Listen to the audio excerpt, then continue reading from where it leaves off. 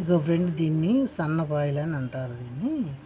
ఇప్పుడు దురద వచ్చింది కదా, దురద, గజ్జి, తామర అలాంటిది వస్తే వచ్చింది కదా, మామూలుగా శరీరానికి దురద అలాంటిది వచ్చింది కదా, గజ్జి తామర వచ్చింది కదా.